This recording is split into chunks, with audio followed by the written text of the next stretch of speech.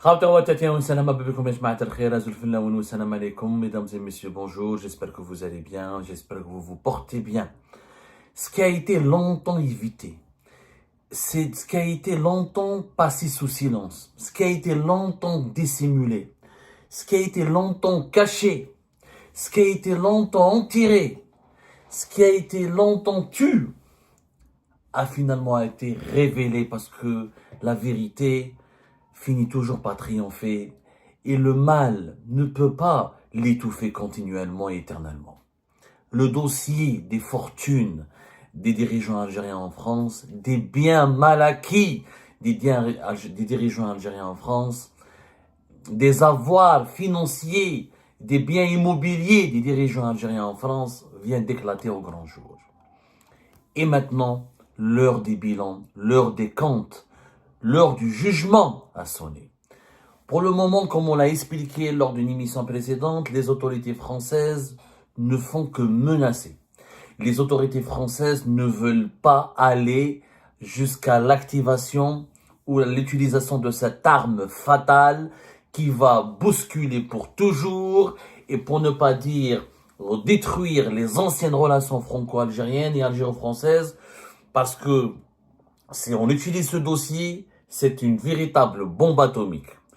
Encore une fois, les dirigeants algériens, le dossier des biens et des fortunes des dirigeants algériens en France n'a strictement rien à voir en termes de l'ampleur, en termes de volume, en termes des montants faramineux et volumineux, en termes de prestige et en termes de puissance des intérêts financiers et économiques par rapport aux autres dossiers qui ont été traités par la justice française.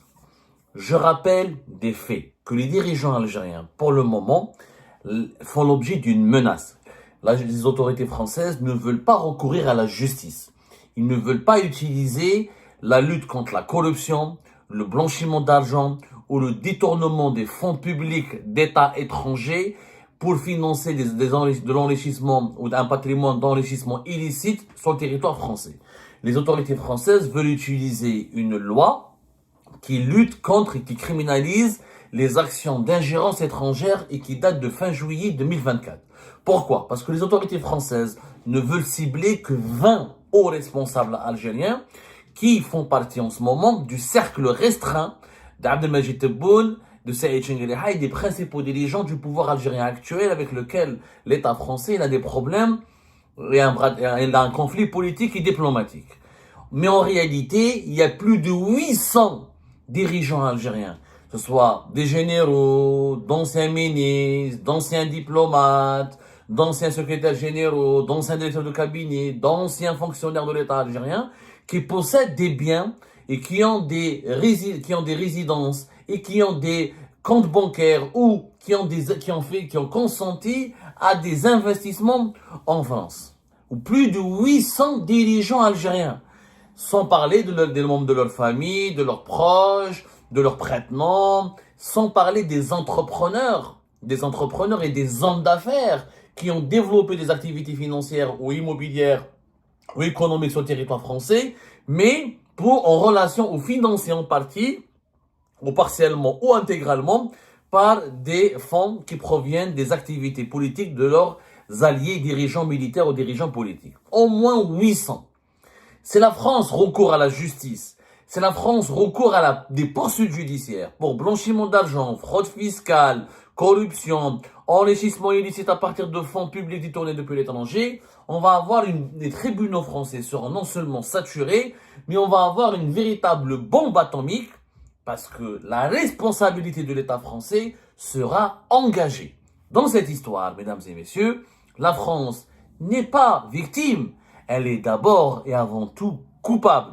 Elle est coupable d'avoir laissé des dirigeants algériens d'un État défaillant, corrompu, illégitime, des dirigeants illégitimes, impopulaires, alors qu'en Algérie, des femmes enceintes accouchent par terre dans des hôpitaux qui datent encore de l'époque coloniale, laissés par la colonisation, ou par des hôpitaux nouvellement construits mais qui ressemblent à des bidonvilles, une population déshéritée qui ne profite pas des richesses du pays, mais dont les dirigeants détournaient, payaient ces richesses pour aller acheter des biens immobiliers, des appartements, des maisons, des appartements, des villas et des studios, ou financer des entreprises ou des locaux commerciaux, ou avoir des comptes bancaires dans les banques situées dans les quartiers les plus chics de la capitale française Paris ou dans les autres villes françaises très chics. La France, elle est coupable, elle a vu tout cela de ses propres yeux depuis des années. Avant de faire ce plaidoyer, allons-y vers les faits d'abord. Là, en France, on s'intéresse aux biens mal acquis depuis 2017. En 2007 plutôt, 2007, pas 2017. 2017, c'est les premiers verdicts, les premiers jugements. En 2007, des plaintes ont été déposées par des lanceurs d'alerte, par des associations de lutte contre la corruption, des associations françaises, des associations internationales, par des opposants, par des associations de certains, par des mouvements politiques ou des journalistes ou des intellectuels de certains pays africains contre 4 États africains qui étaient mis en cause pour enrichissement illicite, corruption, fraude et blanchiment d'argent et détournement des richesses nationales de leur pays pour entretenir un train de vie de prince et blanchir cet argent sur le territoire français à travers des propriétés immobilières et à travers des comptes bancaires et des investissements économiques et financiers sur le territoire français. Les pays qui étaient visés, c'est le Gabon, le Congo-Brazzaville, la Guinée équatoriale et le Burkina Faso au début. Le Burkina Faso, avec la chute de Blaise Compaoré et ce qui s'est passé dans le pays, a été oublié. La justice française, les plaintes et les investigations sécuritaires et judiciaires se sont concentrées sur le Gabon, la Guinée équatoriale et le Congo-Brazzaville, où donc les enquêteurs de la police et des juges français, aussi habilités et désignés pour prendre en charge ces dossiers, ont enquêté sur les patrimoines faramineux de ces familles, de ces dirigeants. Les dirigeants du Gabon, les Bongo, les Sassou Nguesso et les Obiang en Guinée. Et de 2007 à 2020, les enquêteurs ont trouvé au sein des véritables empires qui appartiennent à ces clans présidentiels. Des immeubles, des hôtels particuliers, des voitures de luxe, des montres de luxe, des vêtements de marque, des œuvres d'art. Les montants en jeu sont faramineux, c'est plusieurs centaines de millions d'euros. Les affaires judiciaires ont pris du temps. Par exemple, récemment, le 8 avril 2025, la justice française elle a clos son enquête sur les biens acquis de la famille Bongo qui dirigeait le Congo pendant des décennies jusqu'à récemment avec un coup d'État qui a eu lieu l'année dernière en 2024. Rappelez-vous, au Congo, la famille Bongo a chuté jusqu'à l'année dernière. C'était le coup d'État au Gabon. Un coup d'État pas très... c'était 2023, excusez-moi. C'était même pas... Voilà, c'était le 30 août 2023 où un coup d'État militaire avait renversé le président Ali Bongo, qui était le fils de son père, qui a hérité de son poste de son père, et Omar Bongo, et ça a mis fin à la dynastie Bongo. Mais en réalité, le coup d'État a été aussi orchestré par des membres du clan Bongo. Mais bon, de 2007 jusqu'à 2025, il y a eu 24 personnes qui ont été mises en examen, dont une ancienne Miss de France, la banque BNP Paribas, des personnalités françaises, des hommes d'affaires français, des privés. Énormément de personnes ont été impliquées, mis en examen dans cette affaire parce qu'ils ont profité de l'argent du Gabon. Ils ont été utilisés par les Bongo, ils ont été payés par les Bongo, ils ont offert leurs services aux Bongo pour cacher ou dissimuler leur argent et blanchir leur argent sur le territoire français. L'enquête avait été menée par le Parquet national financier. En France, il y a deux parquets, deux juridictions extrêmement puissantes. Le Parquet national antiterroriste, dont on a déjà parlé pour l'affaire MLDZ, et le Parquet national financier qui s'occupe des gros dossiers de corruption, des malversations financières et les infractions liées à l'économie, liées aux finances et au blanchiment d'argent, etc. Donc le procès aura lieu au printemps 2006 pour le Gabon. 24 personnes ont été mises en examen. Il n'y aura pas l'ancien président gabonais, mais il y aura énormément de personnes et l'association à l'origine de ces actions judiciaires et de ce processus, ce long processus, qui entre dans le cadre de l'affaire des biens mal acquis, c'est l'association Transparency International qui a dit que enfin le clan Bongo va être jugé, mais aussi des personnalités du monde des affaires puisqu'elles ont servi de facilitateurs dans le détournement de fonds. Sauf que les Bongo au Gabon, il n'y a que les Bongo, la famille Bongo, qui a volé à travers un certain nombre d'intermédiaires et de facilitateurs. Imaginez-vous que la justice française, c'est notre souhait d'abord, Parce que pour le moment, je rappelle que la France menace, elle n'a pas envie d'actionner cette menace, de geler les avoirs et de publier la liste des 20 dirigeants algériens qui détiennent des avoirs financiers et bancaires sur le sol français. Elle a envie de laisser cette carte en dernier, vraiment un joker qu'elle va utiliser en extrême urgence, et elle n'a pas envie d'aller jusque-là, parce elle ne veut pas aller sur le terrain judiciaire. Si elle va sur le terrain judiciaire, elle est obligée de convier l'enquête au parquet national financier. Sauf que le parquet national financier, il va faire avec les dirigeants algériens ce qu'il a fait avec les Bongos, c'est-à-dire il va s'intéresser à tous les biens, à toutes leurs affaires, à toutes leurs entreprises, à tous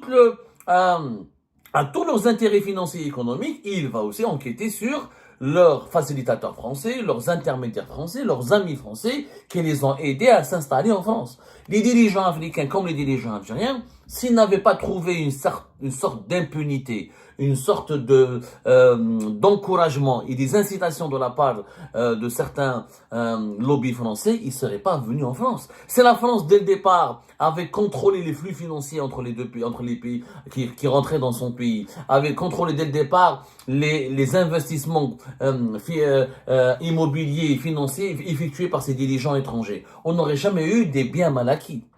Sauf que les biens mal acquis, il y a eu une complicité française. Et le parquet national financier, c'est pour ça qu'il a mis en examen aussi des citoyens et des personnalités françaises dans l'affaire des Bongos.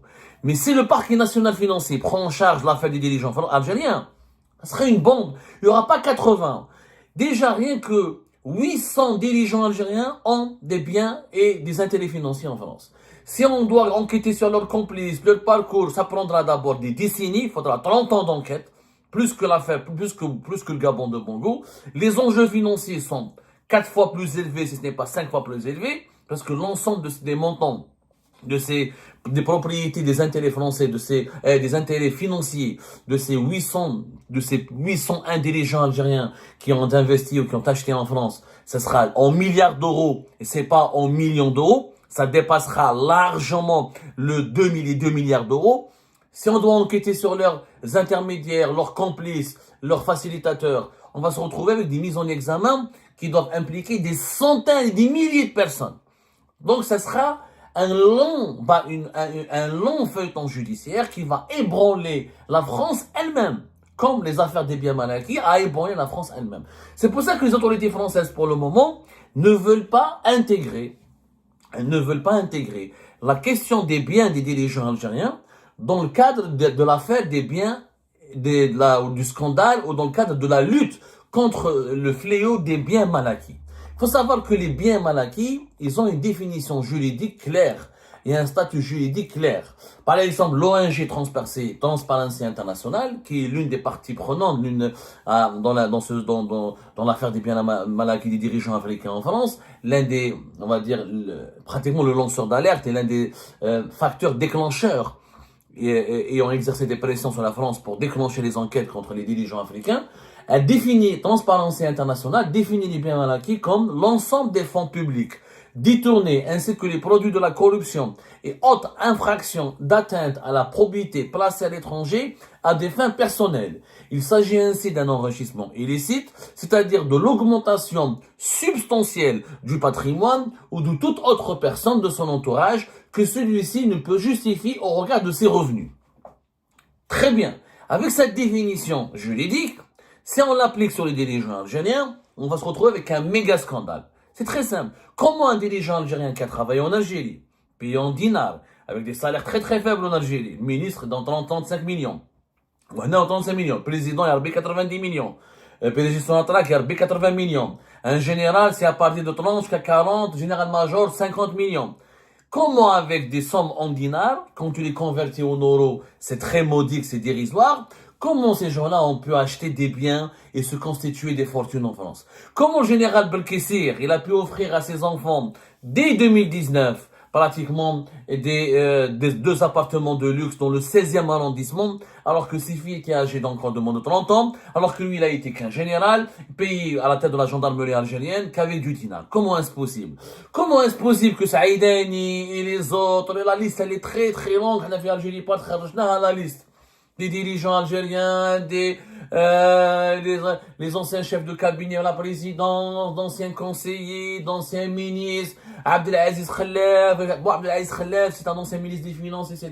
Il a eu une carrière internationale, il a travaillé dans les banques. Il y a certains dirigeants, par contre, il ne faut pas généraliser, il y a certains dirigeants, mais c'est une minorité, qui après avoir quitté leur poste, ils ont travaillé pour des organismes internationaux.